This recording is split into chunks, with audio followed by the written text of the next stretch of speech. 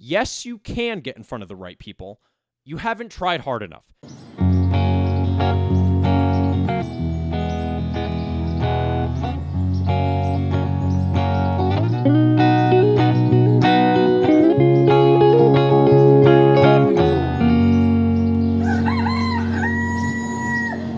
Rooster and Lark. All right, Rooster Nation podcast. We're back for another episode. Thanks for joining me. I want to talk about a question I received recently on the Naturally Boulder panel I was a part of. They invited me to talk about perfecting your pitch. I talked a little bit about, my experience at the Pitch Slam and pitching investors. And then we took some Q&A from the audience, the people who were there.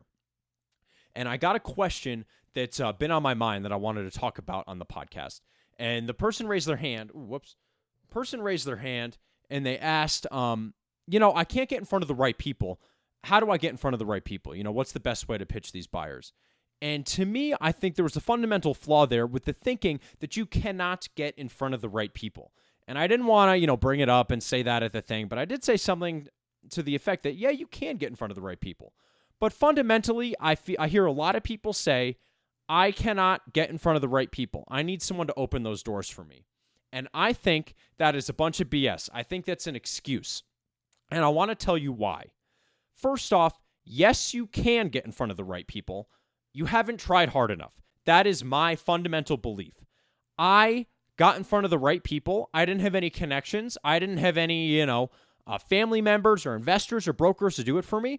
And I don't think I'm special. I don't think I'm any different than anyone out there who's watching this and is looking to try and get in front of the right people.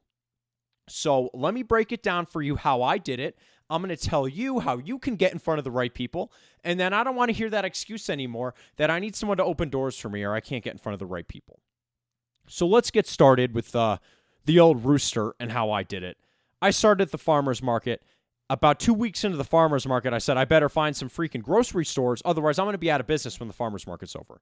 And I started pitching people myself. And here's how you get in front of the right people. You cold call, you cold email, and you send samples. And you do it over and over and over again until you get in front of the right people. There's no secret formula. There's no rocket science. That is how you do it, right? I'm going to repeat it again. Cold call, cold email, send samples, repeat again and again and again. Here's another thing about the right people. There's a lot of right people, especially if you're listening to this in the industry, if you're in grocery. There is no one buyer. There are hundreds of buyers across the country for chains of all sizes. You got the elite buyers at the big chains of a couple hundred stores or more, and then you got buyers of like 40 chain, 50 chain locations. Wakefern, there's all sorts of buyers because not all the stores are corporate. Each one is its own little thing, and you can get in front of the buyer, the right people. So one of the points I want to make is when you're cold calling and cold emailing and sending samples and you're not having any traction, you can move on to a different person.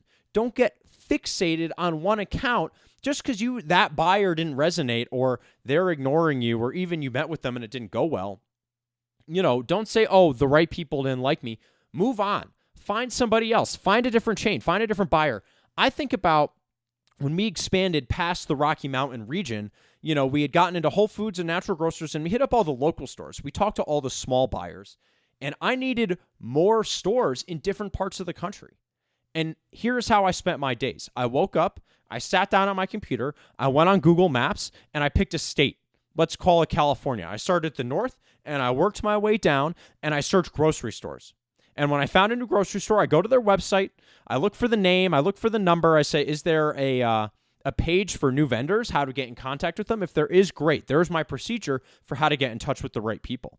If there's not a procedure, is there a toll-free number to call the store? I pick up the phone, I call them, hey, my name's Aaron, I'm with a new company, would like to speak to your frozen buyer. Maybe they say yes, maybe they say no. If they say no, I try again, I call back the next week, and I speak to somebody else, and eventually you will get in front of the right people.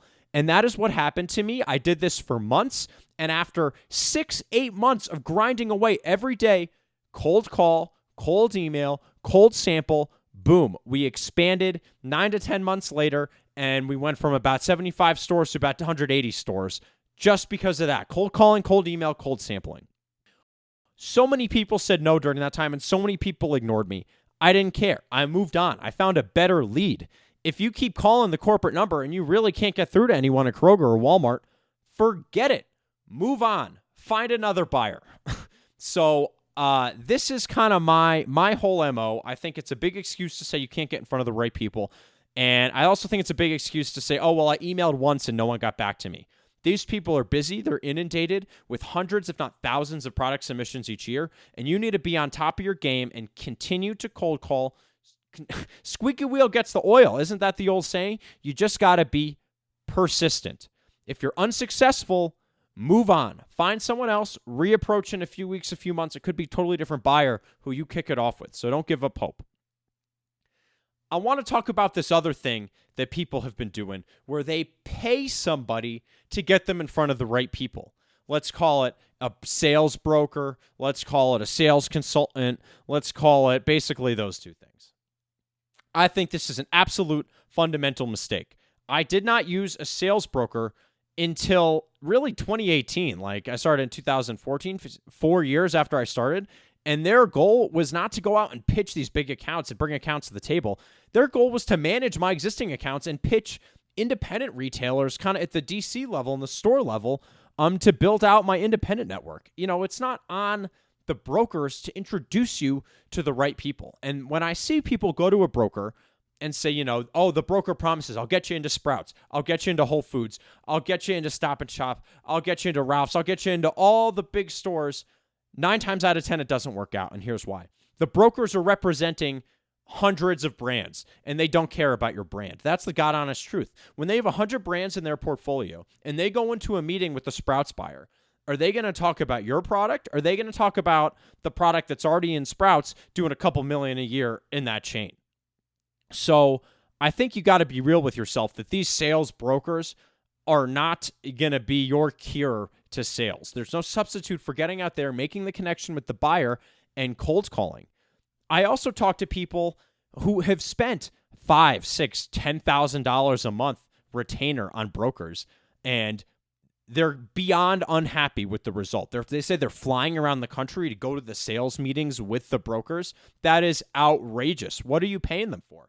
I fundamentally believe with these people, the more you pay, the less value you will receive, especially as a small business.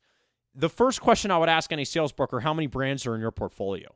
And if it's a lot, run for the hills, because the more brands they have, the more they're going to charge, and the less they're going to focus on your brand. This is a fact. You heard it here first. So that's really, my thoughts on this quick little thing.